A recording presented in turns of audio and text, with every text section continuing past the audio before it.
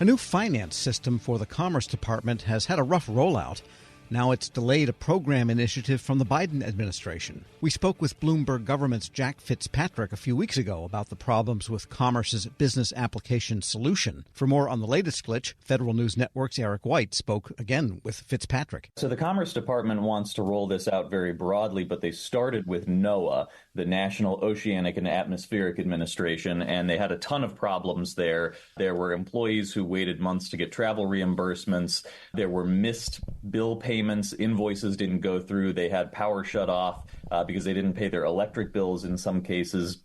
And eventually, after the chaos at NOAA, officials at the Commerce Department decided not to roll it out at the National Institute for Standards and Technology, because NIST is responsible for dispersing the money, the research and development money and the grants that make up the CHIPS and Science Bill that's so important for semiconductor production in the U.S. So that's a high priority for the Biden administration, and they did not want to roll out a messy financial system that wasn't working well at this agency that has a ton of grant money coming through it over the next few years. Wow, yeah, that is pretty insane. I mean, this is a major policy push by the Biden administration. And was the only reason for not rolling this out right now because of this? Did it all lie solely because of the problems with the business application solution?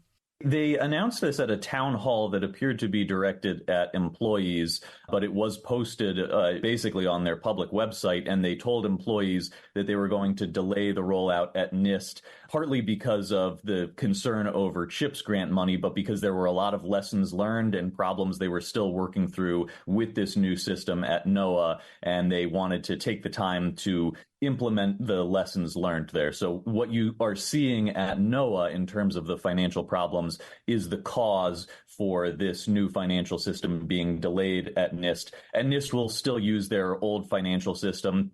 It doesn't have the bells and whistles that they wanted to add, the ability to track money as well, but that wasn't working very well at NOAA. So they're not going to try to reinvent the wheel at a very inconvenient time at another agency. Got it. So are they going to pause the grant awarding process in general for this, or are they just going to continue to use the old system and it may, delay things a little bit since, as you mentioned, it doesn't have all those bells and whistles? They will continue to disperse the grant money. That is a very high priority for the Biden administration. They're just putting off the implementation of the new financial system, which was really more of a long-term goal, to have a new system that it does a better job of, in a centralized way, allowing them to track money going in and out of the agency. So it should not delay the grant money for CHIPS from going out. That's the whole purpose of delaying the new financial system. I'm sure there are employees who would have liked some of the improvements that they've been talking about with the new financial system with all that money going through NIST, but they decided it's a safer bet to just stick with the current financial system, do things the way they've been doing for a number of years at NIST to avoid any major pitfalls while they're trying to get all that money out the door. Yeah, saying high priority may be an understatement, because as anybody who watches technology news, the race for the growth in the semiconductor manufacturing business is on with China, and there's really no time to waste.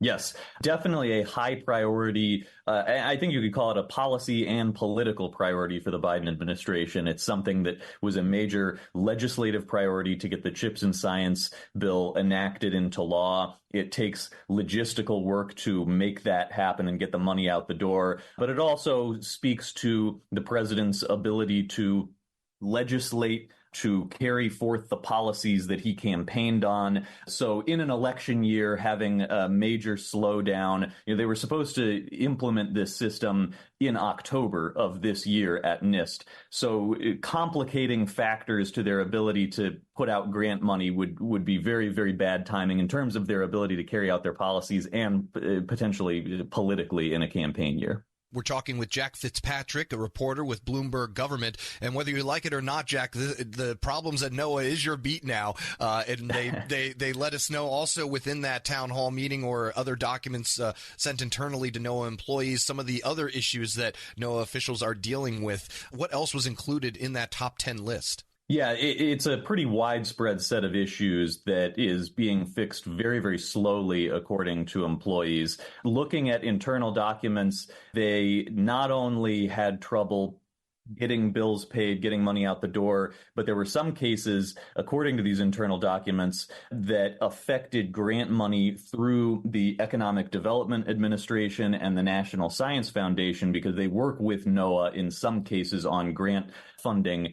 So there are at least a couple other agencies that have been pulled into these issues because of NOAA's financial mishaps under this new system. I've also been told by a NOAA financial analyst that at this point, they know that money is going out the door. Finally, they have more capability to pay their bills, but they don't have the ability to track specifically which bills are being paid. All of these things are supposed to be linked up so that they don't just see that X number of dollars went out to this contractor. They can tie it to, oh, it was for this invoice or that invoice. They do not have that ability. This NOAA financial analyst likened it to flying blind while trying to manage NOAA's finances. So it's a wider array of financial challenges at NOAA than was previously known or that they have publicly acknowledged. Yeah, when we talked a few weeks back, you had mentioned that they were looking for solutions to this problem. Does a wider array of affected agencies mean that we're going to have to extend the timeline before NOAA employees and National Weather Service employees and all those agencies affected are going to start to see any sort of improvements? Well, on an individual basis, some people have seen an improvement. For example, when they didn't pay their employees back for travel reimbursements, that led to a grievance filed by the union that represents National Weather Service employees. And I've been told by the union president that they have all been paid back. But it's a matter of a number of payments being made manually and not actually a sign that this new system is functioning properly. So the agency is trying to keep up with the debts they owe, the backlog of payments that they're supposed to make. And the system does not appear to be working very well, though in high priority cases, they're able to largely manually get the checks out the door. So there are some cases of good news for employees who were paid back after 5 months or so of waiting on reimbursements.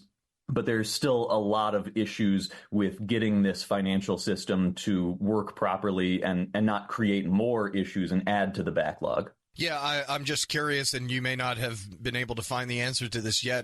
Did officials give you any sort of timeline of, what's going to come first or what's going to be their first step in trying to rectify all this? The officials who are responsible for high-level communications on this have not answered those questions. When I talk to employees who are affected, they also haven't gotten a ton of answers about when exactly this is going to be fixed. There was an inspector general report out at the end of last year. Actually, it was an inspector general report out earlier this year that expected a pretty prompt process of taking care of this. We're already well into fiscal year 2024. There's not a clear timeline on when things are going to be cleaned up at NOAA, which is part of the reason why they are delaying this at NIST. Now, they have said they are sticking to the timeline for October of 2025, rolling this out at the Census Bureau. And it'll be interesting to see if they actually stick to that timeline, because as you get later in a decade, the Census Bureau spends more and more money as they ramp up for the decadal survey. So there are some other issues to answer as for what exactly the timeline is. They're delaying it for NIST. They've got other plans, including at the Census Bureau. But there haven't been a lot of updates in the near term about when things will be totally cleaned up by NOAA. Jack Fitzpatrick, a reporter for Bloomberg Government. We'll post this interview along with a link to his story at federalnewsnetwork.com/Federal Drive. Subscribe to the Federal Drive wherever you get your podcasts.